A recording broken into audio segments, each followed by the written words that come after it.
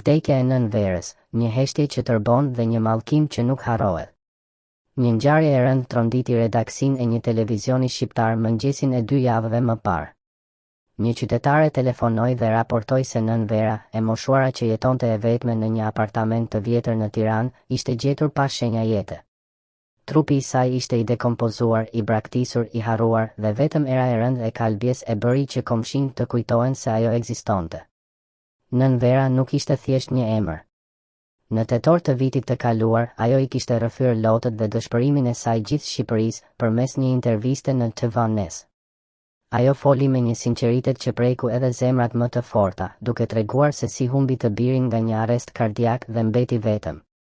Vetëm me një pension qesharak prej 206.000 lekësh, vetëm me një gotë ujë që nuk kishte kush t'ia jepte. Vetëm me heshtjen e madhe të këtij vendi që as në diktaturë nuk ja dha rinin dhe as në demokracinë tuaj klienteliste nuk ja dha pleqërinë. Nën Vera tha, nuk ka qa më duhet jeta mua, për asnjë gjë. S'jam e zonja për vete kur i thon. Çfarë shteti është ky? Një gotë ujë s'ka kush të ma javë. Dhe ashtu, pa një gotë ujë, pa një dorë të ngrohtë, pa një shpresë për nesër, ajo u shua. U shua si qiriri i fundit i një brezi që nuk pati kur fat, që e la rinin në ferin e diktaturës dhe po e lë pleqërinë në ferin e demokracisë së Ramës e Berishës. Turp për ne që e lam.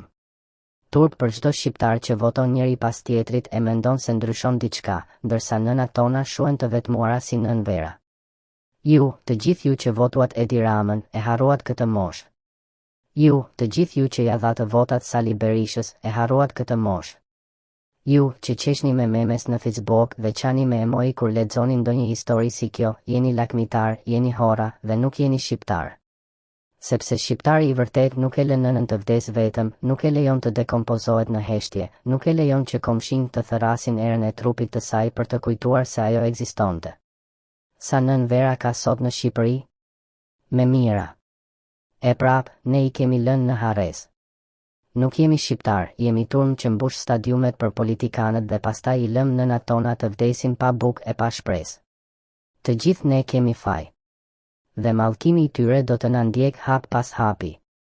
Brezi i tyre nuk gëzoi asgjë nga kjo botë, as në diktaturë, as në demokracinë tuaj klienteliste. Dhe kur ajo ndëroi jetë, ju vrapuat në komente me emoj të pikëlluara, ndërsa ajo kishte kohë që vdiste në heshtje. Në fund të fundit, nën Vera nuk është vetëm një nën e moshuar e një pallati të vjetër.